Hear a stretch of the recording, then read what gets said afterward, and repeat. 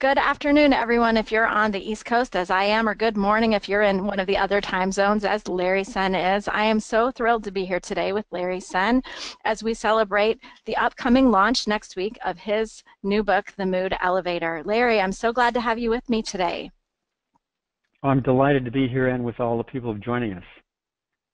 So as you're just joining, we want to spend a few minutes on some technical considerations, and the first one is related to social media and the conversation about the mood elevator. If you would like to join us today by tweeting live during the event, we are using the hashtag Mood Elevator, and we would welcome your comments throughout the event. We also would love to hear from you throughout the event in the question panel, because toward the end of this hour, we'll be taking your questions in addition to the ones that Larry and I have prepared. So if you could take a quick moment and get familiar with the question panel, perhaps today you can tell us where you are calling in from. We'd love to know where our attendees are from. Larry happens to be at his lake house in Wisconsin. I am in my office in Michigan, and it looks like we have Minneapolis and Grand Rapids, Milwaukee, Ann Arbor, Youngstown, Ohio, Birmingham, Alabama, Memphis, Tennessee. Wow, these are coming so fast now. We have a caller from Costa Rica. We have some from California, Missouri, Germany, another one from the UK, Toronto, a caller from Ireland, some people in Indianapolis. And I know that even as we're speaking, more people are coming on. So welcome to all of you. We are thrilled that you've decided to take this journey with us today on the Mood Elevator. What we'd like to do as we get started is also let you know about a few other things you might be curious about today. If we are recording, we are recording today's event. This recording will be available later this afternoon. We are also going to send you a PDF of all the slides. So if you want to give your full attention and not worry about taking too many notes, anything that's on the slides you'll receive as a PDF. So yes, we will have a recording. Yes, we will have slides. We also have a special giveaway. And so we want to encourage you to stay on until the end of the call to find out how you can access our giveaway today. We're really thrilled that you've decided to join us. So as we get started, I'm going to launch a poll because we would love to know what your previous exposure to Larry's content might have been. And so if you can take a quick moment to give us some feedback on the poll. How familiar are you with the Mood Elevator and Senn Delaney? Are you a client facilitator who teaches this concept, or a client champion who has supported the concept? Have you attended a Senn Delaney seminar, or are you relatively new to the Mood Elevator concept? So if you can let us know your exposure previously to this content, we would love to know. And I'm seeing those votes coming in, so thank you to all of you who are participating by voting. And Larry, I think that you might be surprised at this percentage. I'm going to show those results in just a few moments after we give a few more people a chance to reply. So Larry, I heard you told me earlier that you were already out biking and running this morning. I was. It was a great day for it here in Wisconsin. I didn't see a single car going down the roads on my bike or my run. It's a great way to prepare for doing something like this, to clear my head and be fully being here now with people. That's wonderful. I thought it was a little bit muggy here in Michigan this morning, and I will admit I have not yet gotten out for my run, but I plan to. I'm going to go ahead and close the poll because many of you have already voted, and I'm going to share those results with the group.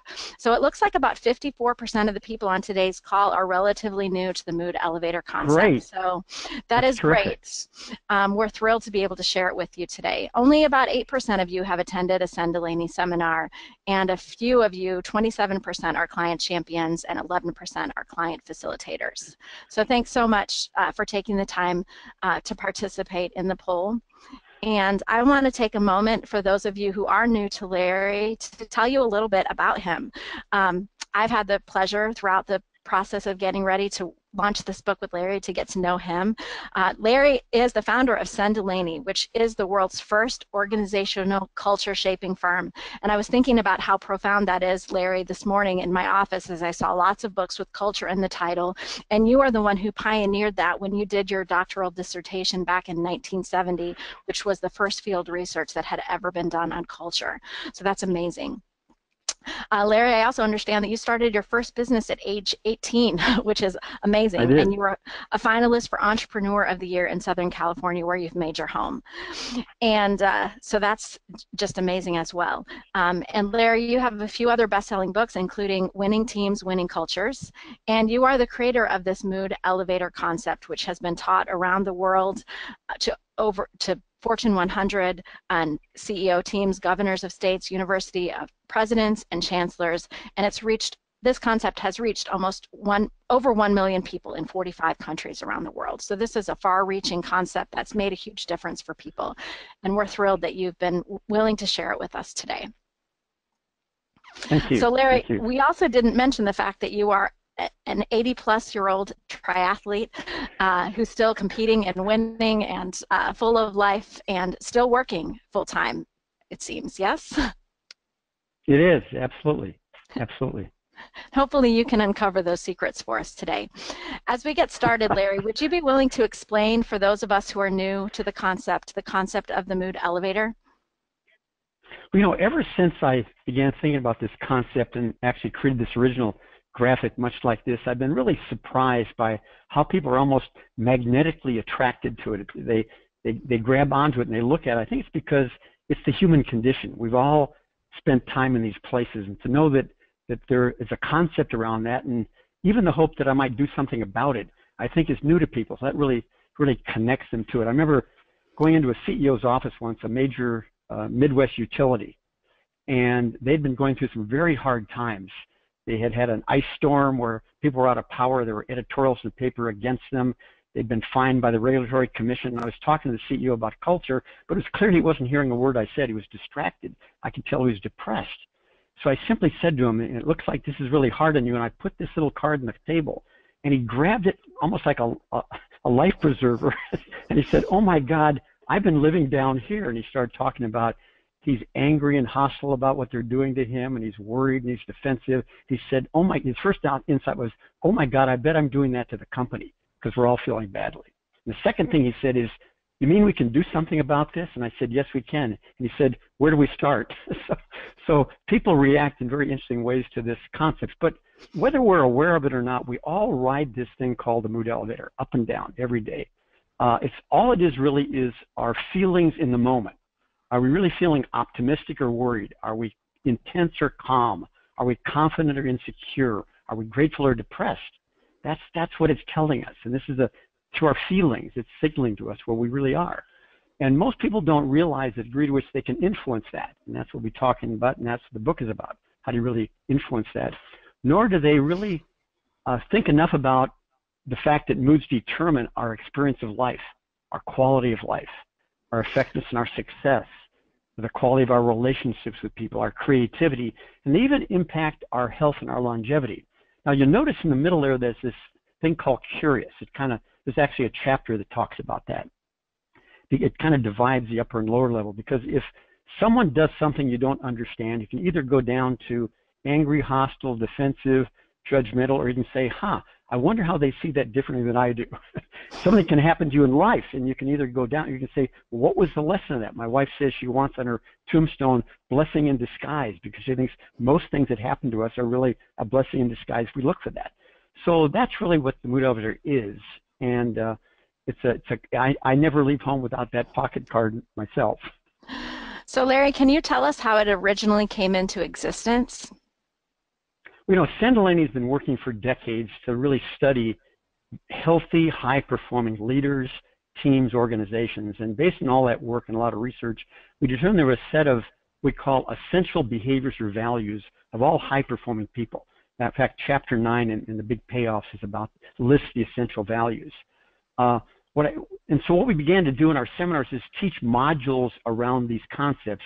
We've got an accountability module, because in life we're either winners or whiners. In fact, I was up here in a little store and my 17-year-old grabbed this sign. I don't know if you can see it, but it's about accountability, and what it said was to err is human, but to blame it on somebody else shows management potential. And so how you become more accountable? There's a module on collaboration, working together. There's a module on growth mindset or learning and change. So all those are part of this. But then I began to think about the fact and notice the fact that when people were at their best, just think about times when you are top of your game at your best. We are automatically accountable. We are collaborative. We listen better. We're more creative. So what struck me was, what if we could find ways to merely connect people to the best of who they are, so they can, using their feelings as a guide. And that's really where the concept came from. And so the tool to do that is really the mood elevator. And let me illustrate. So I'd like everybody out there to think about, when you're at your very best, top of your game, what are some of the kind of feelings you have? I mean, I know I'm more hopeful. I'm more optimistic. I feel more resourceful. I'm more loving as a father. All these things. Now think for a moment about when you're like, what you're like when you're at your worst. So for me, I know I'm heading south when I start to get much more easily irritated and bothered. I become more impatient, or I find myself worrying. So if you were to think yourself about what you feel like when you're at your best and what you feel like when you're at worst, you could create on a piece of paper, we do it in our seminars, your own mood elevator. This is just a representative one. So really that's what it's about, and that's where it came from, and that's what's become my kind of purpose in life, is how do you help people be at their best more of the time. So can you talk to us a little bit about where moods come from as we look at the next slide? I think the next slide shows the at your best and at your worst. Yeah, so take a look at that one. So all it is, and just as a reminder here, that the feelings we have when we're at our best or top of our game are in those higher levels. The feelings we have when we're at our worst are at those lower levels. And that's really the essence of the mood elevator, and just another way to represent it. Now, most people, well, it's very important to understand where moods come from if you want to do something about them. And for most people, there's a bit of a misconception. We think we have our moods because something happened to us or because someone did something. But let me ask you a question. Have you ever ended the day and you were really exhausted and you felt overwhelmed, and then you had a great night's sleep and you woke up the next day and everything maybe took a walk, everything looked different? So nothing in your world changed. The only thing that changed was your thinking. So there's a story in one of the chapters that really illustrates where moods come from. Well, it's about a guy named John who hears a friend of his tell him before he leaves work that they're going to close down his division of the business. And so he sits in a park, and he first goes to depressed because he thinks about possibly losing his house, his kid's not going to college. Then he goes to anger because he's mad at the company for doing this. Then he says, well, wait a minute. This guy's always starting rumors, and they're rarely true. And so then he takes a sigh of relief, says he's fine. Then he says, well, wait a minute. He says, I hate this job. He said, maybe they'd give me a package and I could go start my dog grooming business I really want to do. And so he starts to get really excited. So as you think about him sitting in the park bench, all of those things happen through his thinking. So the secret of the mood elevator is really our thinking creates our reality of life. Worried thoughts create worried feelings. Loving thoughts create loving feelings. Grateful thoughts create grateful feelings. And we are the thinker. It's like we're creating a movie every moment, every day. And sometimes it's a horror movie. Sometimes it's a love story. Sometimes it's a heroine or hero story.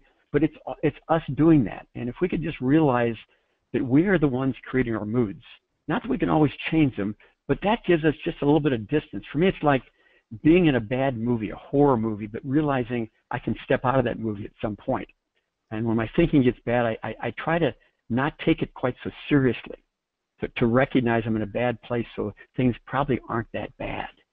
And so that's where it comes from. We create it through our thinking.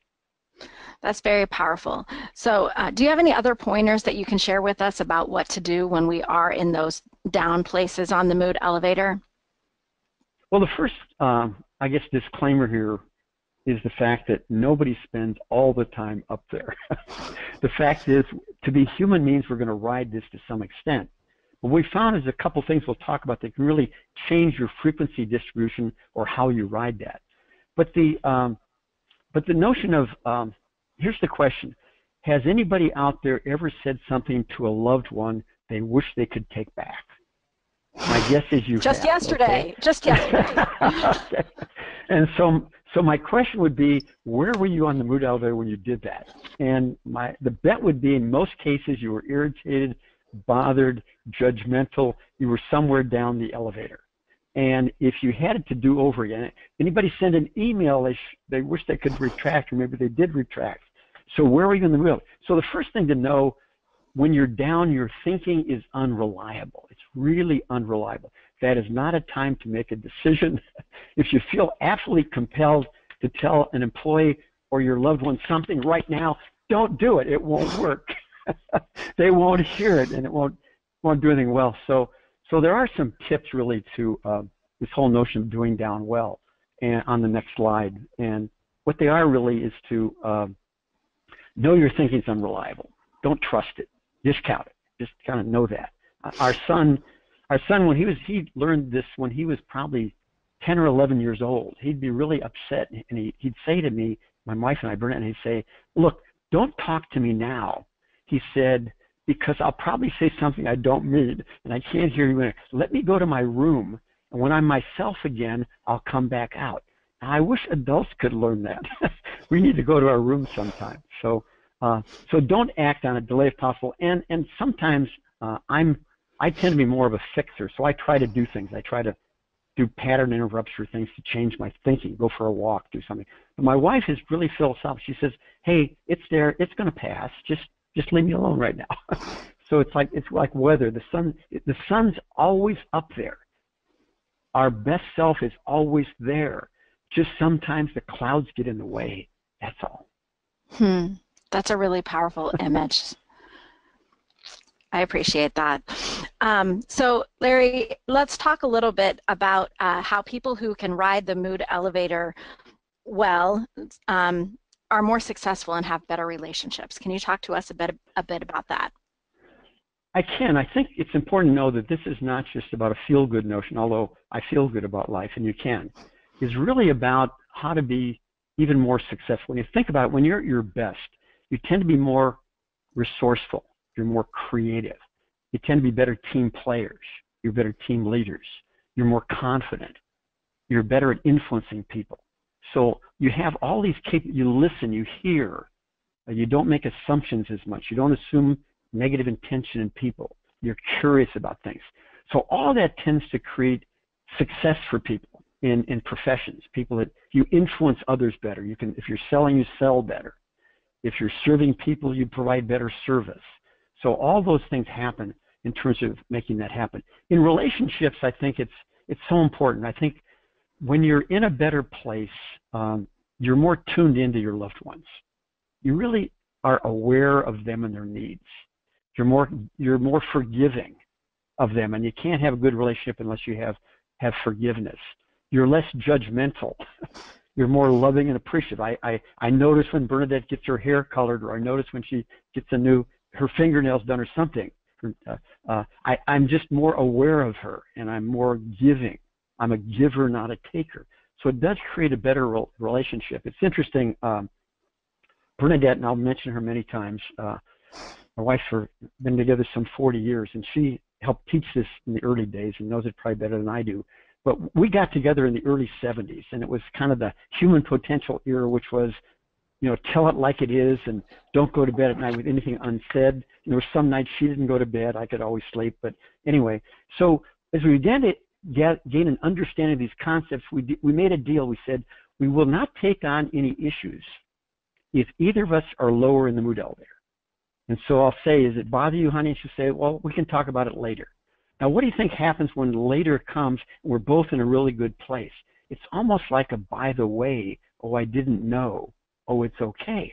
So the only odd thing about that is we used to have a lot of drama in our relationship. You fight and then you make up. And we did this, and all of a sudden the drama was gone. That scared the hell out of me. It's like, well, wait a minute. But it is. I love that we have a more peaceful, loving relationship, and it's just merely knowing that you got to be careful when you're down. That's really the key. I remember working with the CEO of Eli Lilly, John Lechleiter, and he said to me, we're doing one session, he said, "Larry," he said, "I can't always be up the mood elevator, but I can learn to do no harm." So if people took away nothing but some ideas like be curious, not judgmental, and know your thinking's unreliable, and try to do no harm, those things just change the quality of relationships in life. Got it. So moving to the next slide, I think what we want to talk about next is a Oh, little bit about yeah, emotional EQ. yes. So I think there's a scientific reason why we are more effective. Once again, we've done an awful lot of research around this, a lot of science around this. So what tends to happen is when we're in the higher states of the mood elevator, we have access to all the functions of our brain, from the basic ones of memory, processing, analysis. We have perspective, which gives us common sense. We have insight. We have wisdom. This wonderful array of capabilities to be able to create newness, remember things, all of it. But what happens in the next slide is when we drop down the mood elevator, we first lose our perspective, and then we lose our common sense. And that's why very smart people do very dumb things. As soon as you lose your perspective and you lose your grip and you drop down, then you don't have your common sense, you don't have insights, you don't have wisdom, you're only processing old data, you're only regurgitating things, you're not seeing newness, you're not having original thought. And so if you really want to have high, and there's so much research that says EQ, or emotional intelligence, is so much more a predictor of success in life, in jobs, in marriages than IQ or anything else. That really having a tool that really gives you much more consistent high EQ is a wonderful thing to have in life. So Larry, can you tell me a little bit about how the mood elevator and these concepts have helped your clients? Yes, we talked about the utility who grabbed the card, and today they're one of the highest rated utilities in America, and with great customer satisfaction, great employee engagement, and doing well. They've used this as one of the concepts to make that happen. But we have other interesting clients.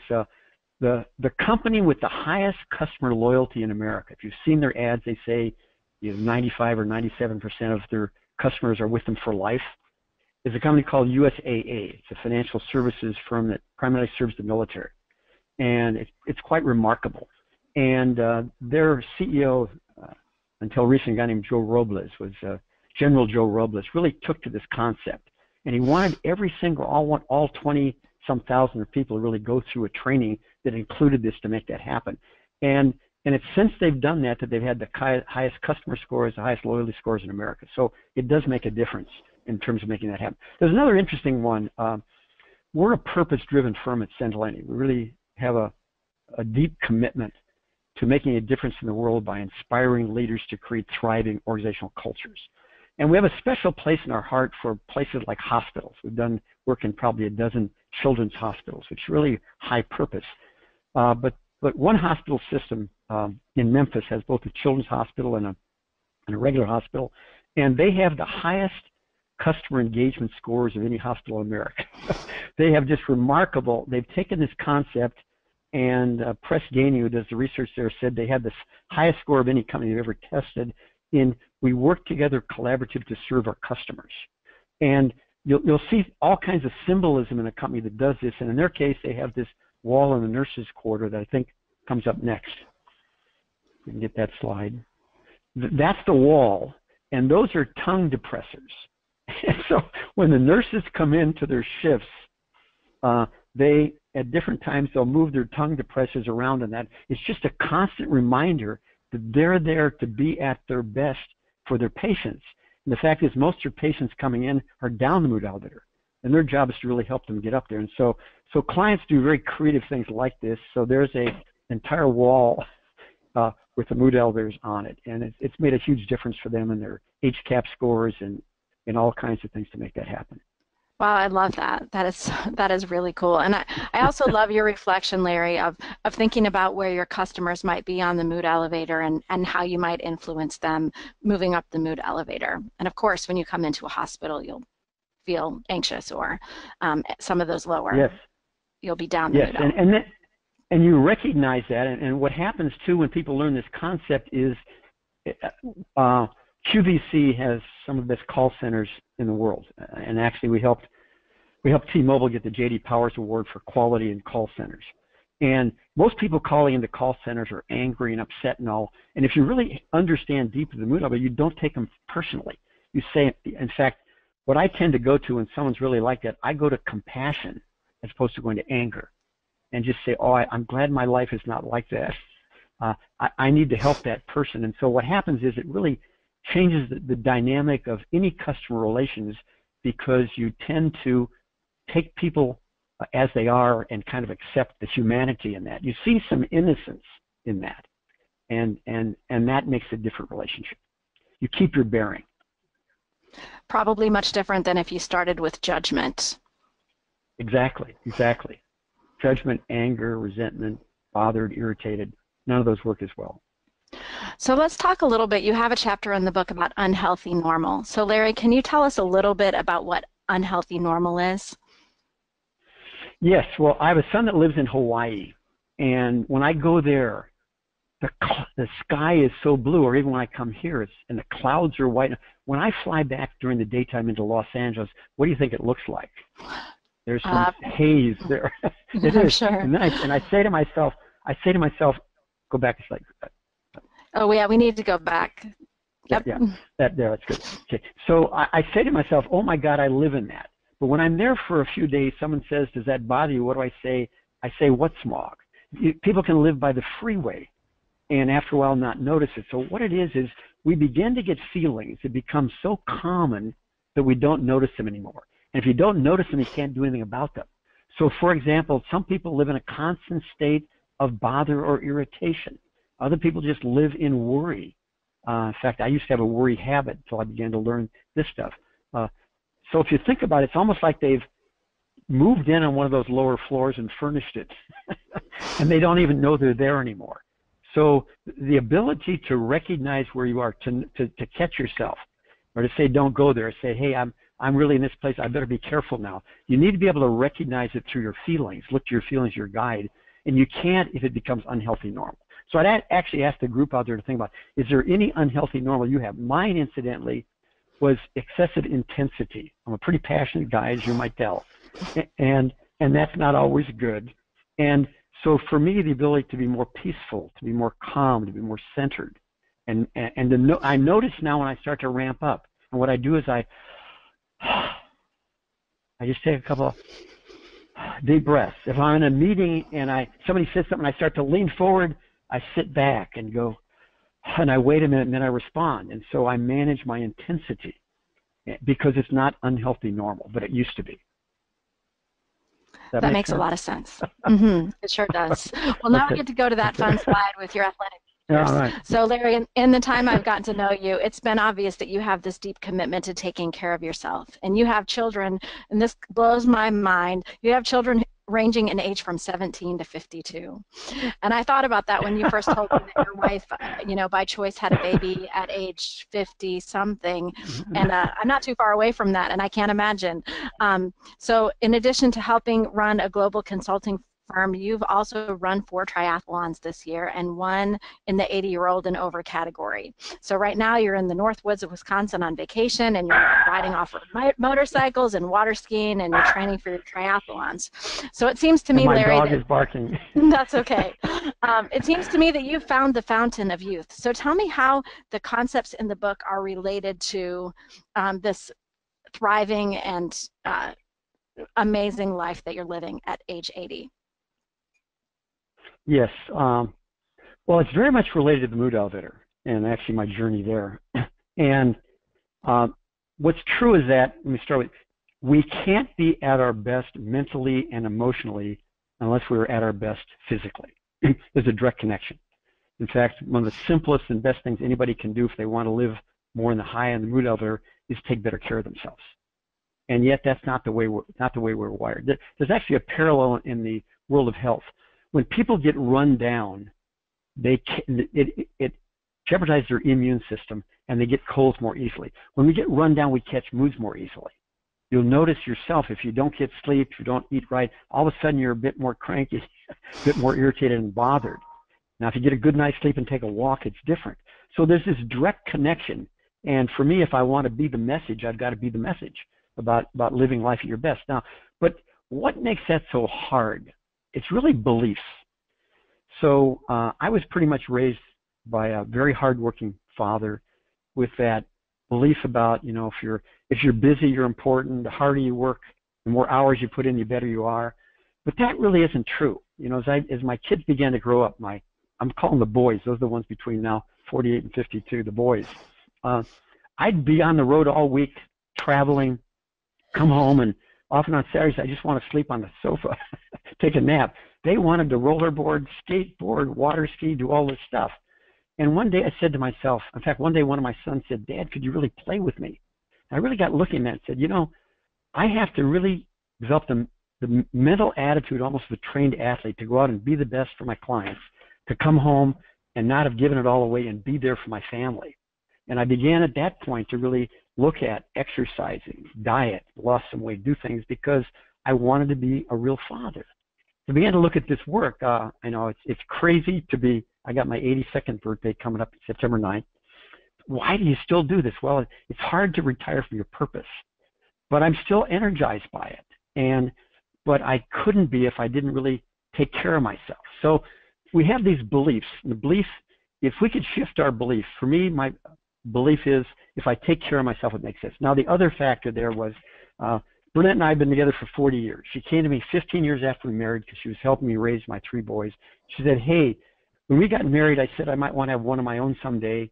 I'd like to." And I said, "Oh my God, isn't there a statute of limitations?" And she said, "No." And so we had our daughter Kendra, who's on here, who's actually managing this book thing for me. Amazing, wonderful daughter. She's about 25. When she was 44 and I was in my 50s. And then she came back years later. She was in the doctor's office and said, "Hey, my big regret is I wish I had another kid." He said, "You can." So we had Logan when she was 52 and I was 65. Now the amazing thing is, though, that she ran a 10K race 4 weeks after a C-section and won her age group. And so she's no slouch in this in this either. In fact, here's a picture of her yesterday I took. Can we get to that next slide? So, yeah. that's a 70-year-old woman slalom skiing, you can imagine. And one of my secrets is if you can have a wellness partner in life, it helps. So we have a similar diet. You can read all about that in the chapter in the book on the wellness equation. But we like to do things together. So yesterday afternoon, in fact, we went out on our dirt bikes for about an hour through the woods. That's the next slide. So that's out here in the woods, and we're going our big wheels because they can go through swamps and mud and everything. And so having a family, and I have one son that's a professional surfer, one's a kiteboarder, one's a weightlifter. Having yourself surrounded by people who take care of themselves really does it. But it's a mindset that says, the primary is, I will be my best. I will be there for Logan. When I see a chocolate chip cookie, I see his face. I will be there for my family. I'll be there for my 6 grandkids. And to do that and to be there for the work I do, I have to take care of myself. And so what it is, and it's pretty clear, it's not a problem of knowing what to do. It's having a deep enough why. So what is your purpose for wanting to live a long time? What is your purpose for wanting to be your best and healthy? I have very deep purposes in this work in my family to do that, and that's what allows me to do it. But it is, incidentally, I wear a Fitbit. I got my Surge Fitbit on here. I got my 9,000 steps, not enough so far today. And so I have my goals of steps there. I track my sleep. I can tell you how many hours sleep I had last night. So sleep, I did some meditating this morning, quieting the mind, a near plant-based diet, and then aerobic exercise as well as weightlifting and stretching, because, old people get bent over and stiff. I don't want to do that. And so you have to stretch to do that. And so it's not that you don't know what to do or you can't do it. It's we have to have this why, and we have to stop sacrificing our body to what we think we're helping in terms of working hard. I don't know. That's my philosophy. Well, and we want to talk a little bit about your purpose in a few minutes. But before we do that, Larry, can we talk a little bit about why you have gratitude at the top of the mood elevator? Yes. In addition to taking care of yourself, the second best thing you can do is to maintain an attitude of gratitude, because having a gratitude perspective does scientifically changes your mood if you can learn to do that. And so it's a very powerful notion, this whole notion of gratitude. It's, think about it, everybody here in this phone call is better off than 99% of the world. You think about the work you're doing, the health you have, the family you have, the countries you live in, all these things. We're really blessed. But if you think about it, our moods come from our thinking. So if all I think about is what I don't have, now I wish maybe I'd had Logan at 55 instead of 65. I wish my clients would come to me and I didn't get on airplanes most week. But I'm a blessed man. But if I think about things I don't like, where am I in the mood of it? If I can keep in mind what I do like, then I've got this gratitude perspective.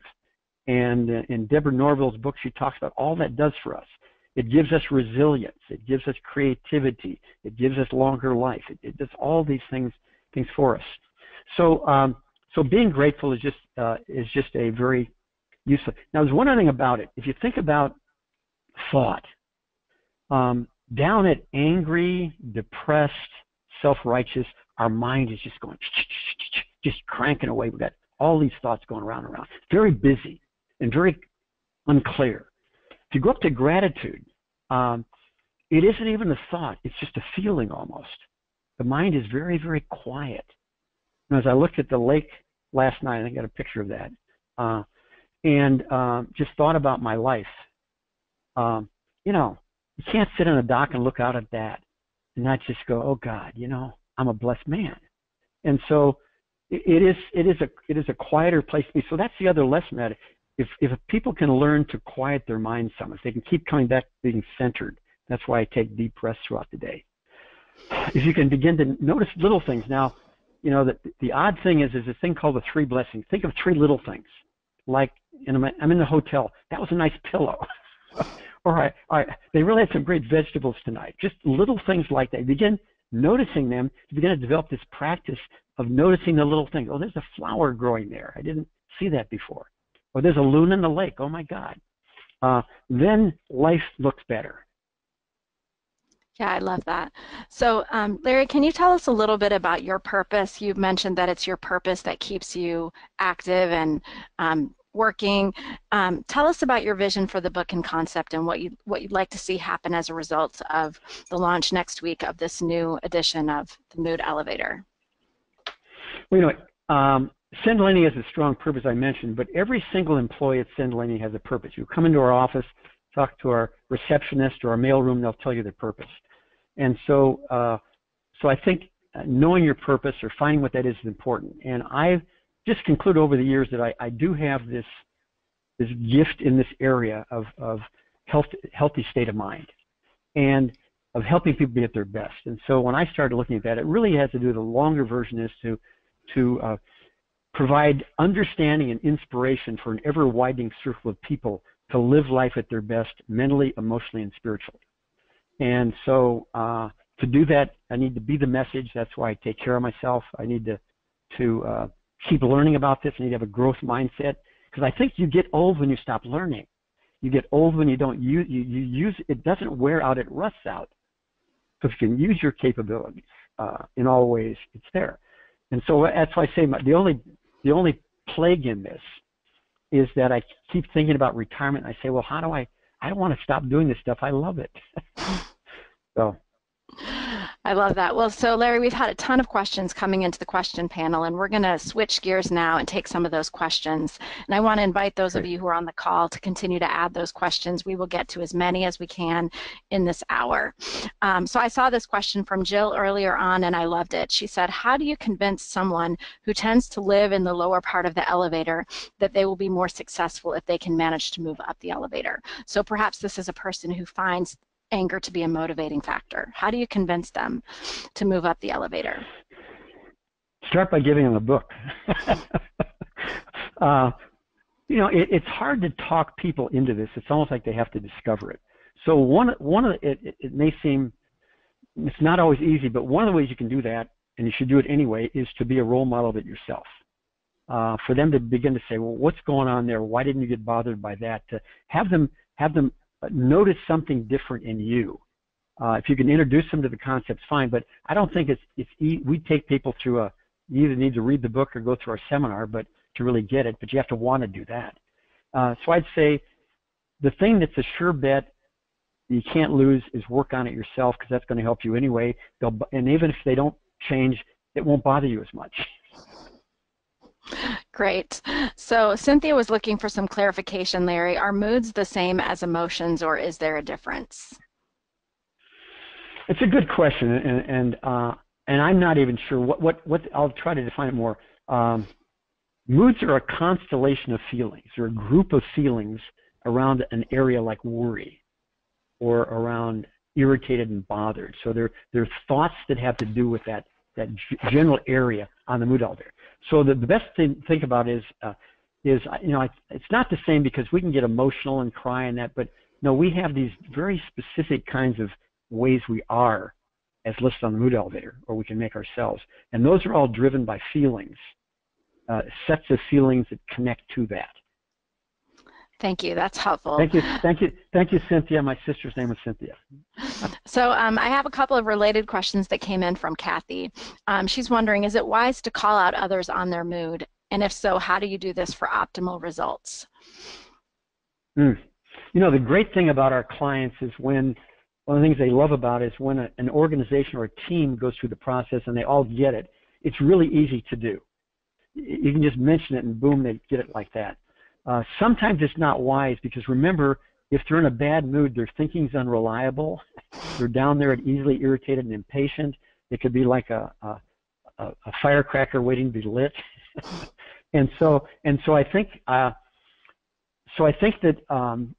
maybe when they're in a really healthy place, I'd wait and say, by the way, you know, and when they've done something good, thank you so much. That's why I love you. You know, the other day, you know, when you did this, that did bother me a bit, okay? But don't try to do it then, because it just doesn't work. Wait till they're in a good place, then let them know that you value them something. You love them, whatever it is. You appreciate them if it's at work. But then you certainly should say something. Got it. So Elizabeth is wondering, Larry, how many hours of sleep you get and what hours you sleep. Okay. My goal, as set on my Fitbit, is 8 hours of sleep a night. That seems to work for me. I seem best to do that. And it's usually probably like, 10:30 to 6:30 or something like that. Got it. It varies, but that's my goal. And I can say on all of these things, when it comes to, when it comes to sleep, we're all different. We need to find out what makes you feel at your best. When don't you feel as good? For some people, it might be 6. For some people, it might be 9. I don't know.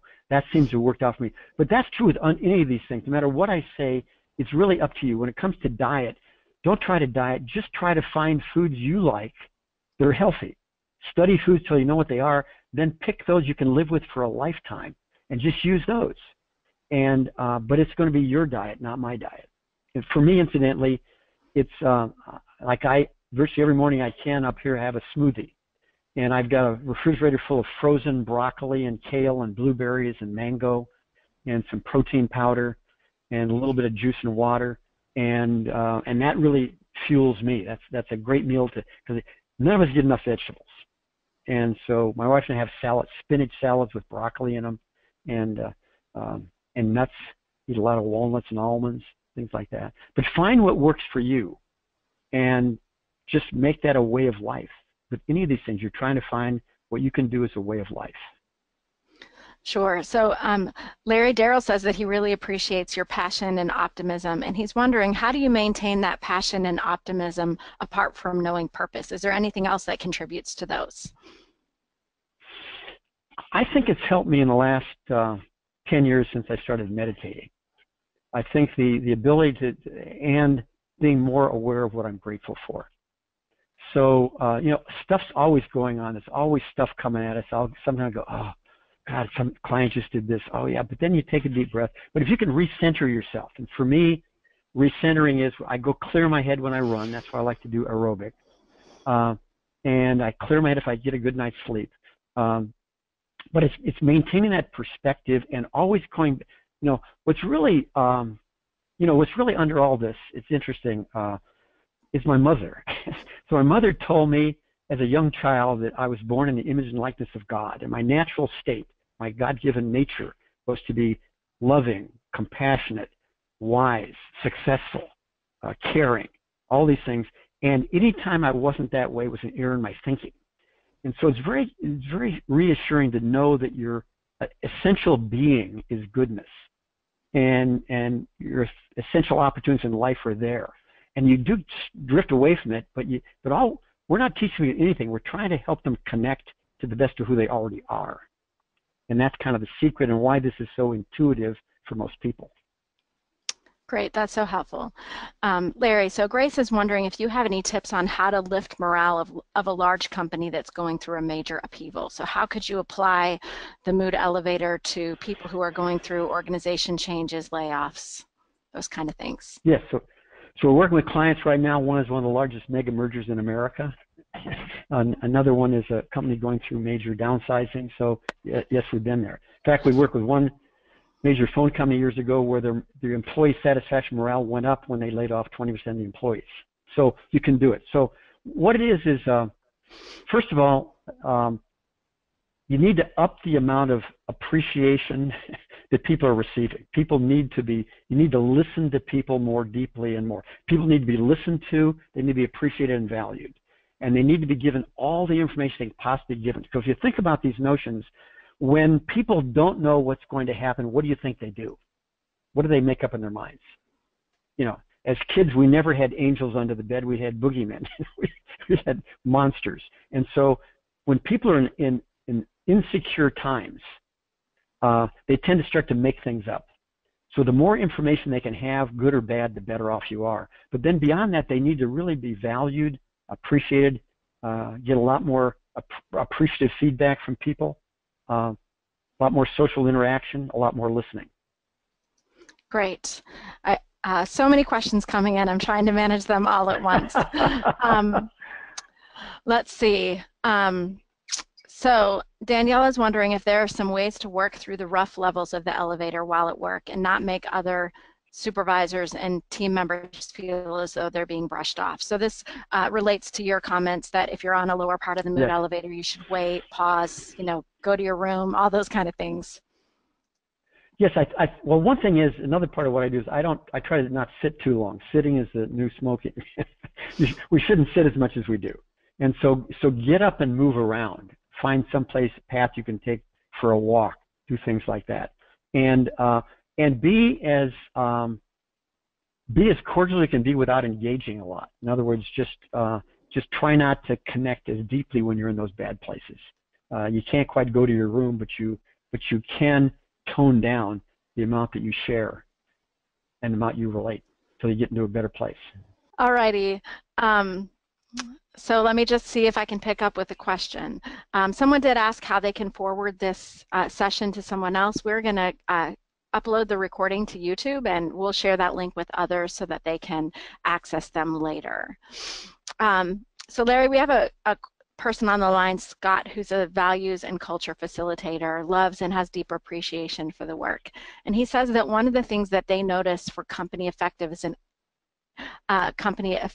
is accountability.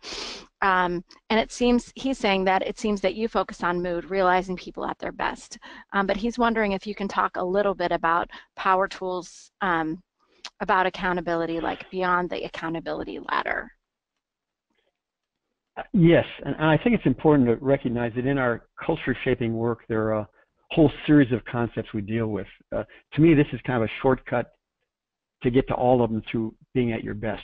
But it's important to really get a deep understanding in people of accountability versus victim.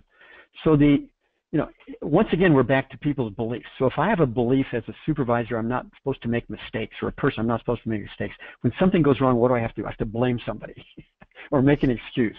And so really developing an organization where people are putting all of their energy into making things happen and not into complaining and blaming. We're here at this place in northern Wisconsin. My father first got the land years ago, and he built a cottage for my family years ago and left some rags in the corner, and it burned down. And he called me the next day and he said, Larry, he said, I'm sorry, but your house burned down. And I said, oh my God, that's too terrible. He says, oh, don't worry about it. I've got a better design already. I'm going to start on it tomorrow. And so to me, that was kind of my model of accountability. There was no time spent on, oh, geez, I left the rags there, how stupid, or isn't this too bad? He just said, I'll build a new one. And so So in getting on with it in life, having a can-do, make it happen attitude it's not just all about sitting around meditating and being your best. You have to be proactive to make that happen. Other concepts are really, in this day and age, having more of a growth mindset, being more open to change. Companies are going to change. Companies are going to merge. Things are going to be different. And so the ability to be resilient, the ability to have this curiosity versus judgment and really develop that in terms of growth mindset is another concept that's important. So all these come together to really create a healthy culture. So is collaboration, that people collaborate better when they're at their best. So I don't know if I answered your question, Scott, but that's one answer. Yeah, Scott, It takes more than just the mood up. And Scott, if you would like to clarify it all or ask a follow-up question, I can be looking for that. Larry, I want to pick up on something that you said about resilience and also just reference the house burning down. That must have been bad news to get on the phone. I think that for some of us, it could be easy to look at you and think, you've had a charmed life. You were the best entrepreneur in Southern California at age 18 and, an early researcher on culture. But I know that you had some dark times. Can you talk to us a little bit about some of the challenges that you've gone through and how you've still been able to stay at the top of the mood elevator? Oh yeah, I got some years ago I had a real chance to test all this stuff. We had actually, about 2000, the end of the dot-com boom, had decided that in order to grow, we needed to join forces with other consulting firms. And there was a roll-up, a group of best-in-class consulting firms that came together called Provant. And we joined that group, and we did an all-stock transaction at a price of $26 a share, which much of it was mine. Within 90 days, that company had essentially collapsed, and the stock was virtually worthless. So my entire 30 years of building a company was gone. Now, I could handle that, but at the same time, while that was all going on, my doctor called up. I'd been in for an exam and had an MRI, and he said, "You better come back in. You got a brain tumor." So I found out that I had a brain tumor that had to be operated on. That was the same week Bernadette told me she was pregnant with Logan. So here I am. I've lost my company. I'm now an employee. I don't own it anymore. I've lost much of my net worth. I have a brain tumor, and I have a child on the way. That was not good. And but I said, I began with perspective. I'm a blessed man. I have a family that loves me dearly. It was a non-malignant tumor that was operable. It's interesting. I thought about it yesterday, because to get it, they had to drill through my ear canal. So I have no inner ear. So I had to learn the fact I can slalom ski today is good, because I have no inner ear. So I had to learn to rebalance myself. But all those things were there. So I started with perspective. Family loves me. I can get through this. I can always make a living. And then all of a sudden my creativity kicked in. I got a team to find the best surgeons in the world, had a successful operation, my brain tumor, found a way to buy the company back, bought the company back, made it bigger and stronger before we sold it again to Heidrick & Struggles. And have an amazing child, Logan, who's just a gift as my daughter's Kendra in my life. And I could have had a nervous breakdown over that, but it was maintaining my perspective in life that got me through that. So yeah, we've all had things. I've had other things, so this is not just a feel-good thing. It's how you deal with life thing. Yeah, I was totally amazed by that story the first time you told it to me, Larry. So thank you for sharing it with our attendees. And hopefully, if you're an attendee who's on the line, who's going through some difficult times, the perspective that Larry has can encourage and inspire you. Well, one of the biggest perspectives is this notion of blessing in disguise. Somehow out of most all adversity, there is a path to something better. But it takes a mindset and accountability and a willingness to find that. And there's some actually stories about that in the book, about people who really have had serious things happen, and yet they were able to do something with that. So that I think that's something to always keep in mind.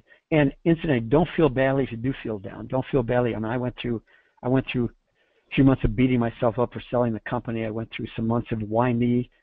There's no known reason for my tumor, and I take such good care of myself. Why did that happen? So I did some of that, but then I got over that quickly and got on with it. That really helps to hear. So This is a good wrap-up question. I think the last one that we have time for today, and I apologize that we seem to have lost our slides, and we're hoping to be able to get those back before the end of the hour.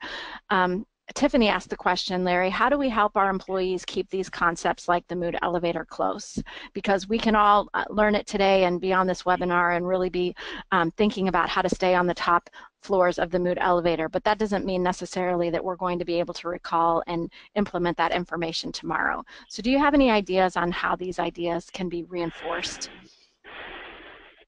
Well, yes, I think that culture resides a lot in language, and so when you can get a group of people to adopt a common language, say, are we being curious here? Should we assume, can we assume positive intention? So that's what we teach our clients. We give them a language that they can use in meetings. We put signs up in meetings. But I think the other thing to know is that for other people, the express button on the mood elevator is appreciation. So, and we pass on about 1 in 30 positive thoughts we have about others.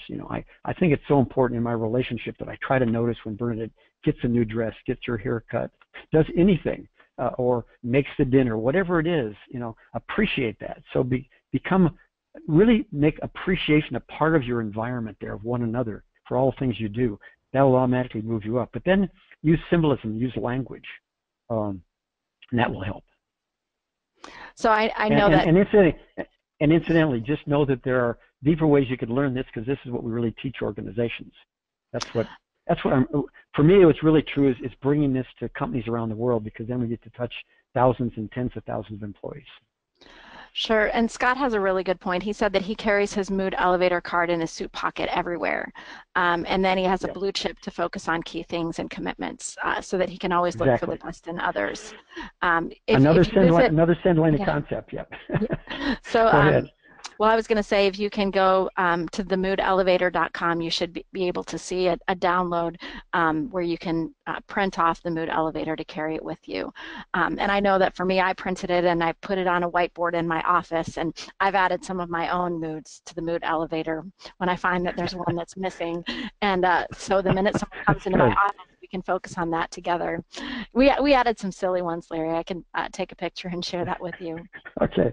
All right. Good. So as we wrap up the hour, there are a few things that I want to let everyone know. One is that the mood elevator will be available on Amazon next week. It's currently available for pre-order. I don't know if you can still see my camera.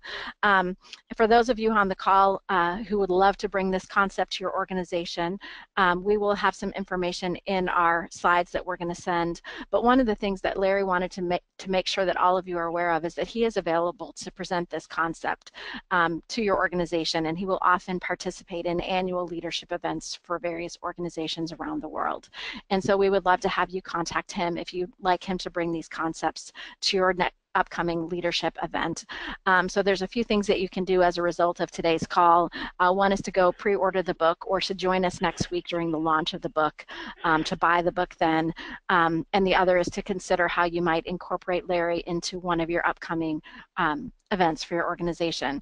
I did mention at the beginning of the hour that we were going to have a giveaway.